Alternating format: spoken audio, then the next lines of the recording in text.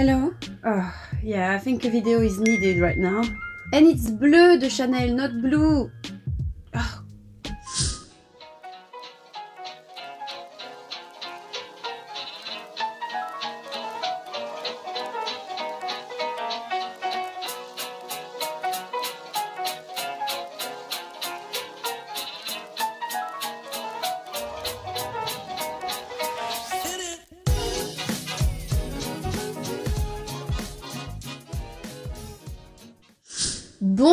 Bonjour fragrance lovers, this is Clémence, I talk about fragrance, welcome back. In today's video we're talking about the very famous and popular Bleu de Chanel. I've got lots of things to say, but basically the purpose of the video today is to compare. I'm gonna rate them as well. Remember, the rating is kind of subjective, even though I try to be objective. I want you to come out of this video and know which one is the best for you. And I think I'm quite good to explain to you that, as I was a fragrance expert for Chanel during many years, I'm in a good place to explain everything about Bleu de Chanel. Do I like it? Do I not like it? You will know at the end of the video, but for me, Bleu de Chanel is an iconic, timeless fragrance, and I think in a few years we will still say it's timeless. Whether it's really simple and smell like not really unique, everybody needs like a classic, easy to reach fragrance in their collection, and I think Bleu de Chanel is perfect for that. For the bottle, it's all the same, just a little fact that is quite nice to know about the bottle. The cap is magnetic, the CC should be aligned, and if it's not the good cap, it won't be aligned. So each cap is unique to each bottle, which is nice to know, to be honest. What's that? So anyway, eau de toilette, eau de parfum, and parfum that is written down of the bottle like this, and the pure parfum's got a gold, whereas those ones got a more silverish tone. That's it, really. For the composition of the eau de toilette, it's an aromatic woody. Aromatic, just a little reminder, is what you can find, for example, in your garden, or to put aromats on your plate to eat as well. So usually it's quite calming, soothing, and can be a bit spicy sometimes. It's really a fragrance that is meant to be really fresh with a kind of captivating trail. New Caledonite sandalwood, which is a really nice quality of sandalwood, very smooth, but has got a very dry and woody quality. Cedar is the star of the show as well, so slight piney, and of course the citrus and grapefruit is the freshest out of all the ones. Work on the grapefruit, there's a slightly minty tone on the opening, and it stays quite fresh for a really long time. Ginger, a bit of jasmine, because that's the signature of Chanel, just to basically balance a bit. We've got Iso E Super. If you don't know what it is, it's a molecule that's smelling like cedar-like, so quite woody, but without the heaviness of any woody natural ingredients. So it meant to be a super fresh, woody scent. It's clean, energetic, and vibrant composition. The fruit, aromats, the flower, and then we've got Le Trail that's got all the woody notes. So again, a composition created by Jacques Polge is basically genius to me, because it's just a good composition, nicely balanced. For the eau de parfum, it's an aromatic woody again, but we more intensified on the amber. Basically, the only thing that changed in the composition for this one is the ambery note and tonka bean. So you can really smell this opening very grapefruity and fruity, and then it dry down to something a bit more sensual. We've got incense as well, so there's a slight smoky touch, but nothing really special. It's really easy to wear kind of composition, but really just think the ambery is there, so slightly more sensual. Much more smoother, and it's got a creamy dry down. And we have the Pure Parfum. It's a woody aromatic again. Oh, what a surprise! Citrus have been toned down, so it's just a zest of lemon. A new accord that is two woods together, created to have a very smooth wood, very creamy wood, and it's cedar sandalwood, so the greenness of cedar and dryness, and the smoothness of sandalwood. It gives you basically something that is kind of the dark chocolate of the woods. Much more powerful on the wood, and because of those creamy roots, this lavender that is quite relaxing as well, you get something quite rich. By the way, the composition on Fragrantica doesn't seem quite right to me. Well, I've worked over there and I never seen those things in the composition, but it's okay. Now we're gonna see how it feels and for who is that for.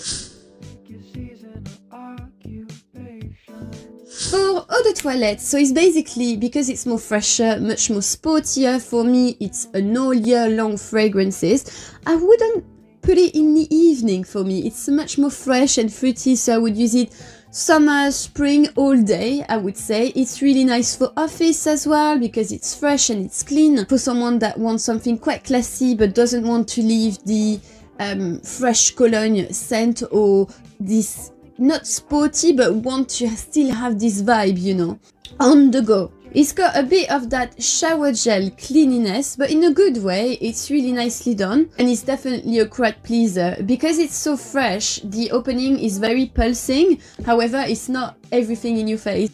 It could be your summer bleu. If your signature is Bleu de Chanel, it could be your summer edition, or just, you know, all year long daytime.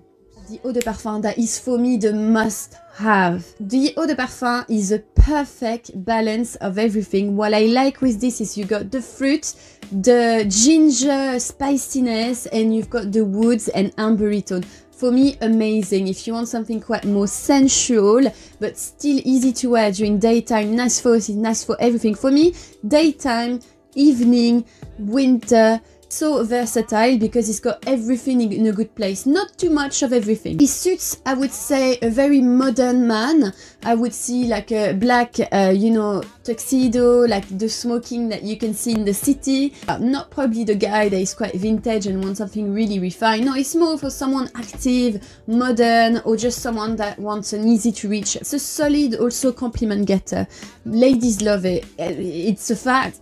Nice, a bit sensual, but it's not too complicated. Like, I don't see how you can really dislike Bleu de Chanel. I mean, of course, like you can, a lot of people cannot like it, but mainly on general, it's a pleasing smell. It's also something I would wear maybe for something more formal, because you never know what the people you're gonna meet professionally are gonna smell like. So I think you need a smart scent that is a show value, like you can't go wrong. For the parfum, I would say this is much more sensual, a bit more sweeter. It's more powdery. I would say for me it's a bit more romantic, or, you know, mysterious vibe, because you can really smell the smoky incense. That's more wintry, definitely, but it's got something a bit more discreet as well, so it's not as loud as the two other one, but it's something more mysterious. So it's for a guy that is, he wants something quite pleaser, quite sensual, you know, but he's not the loud type of man, and he wants something, okay, like, let's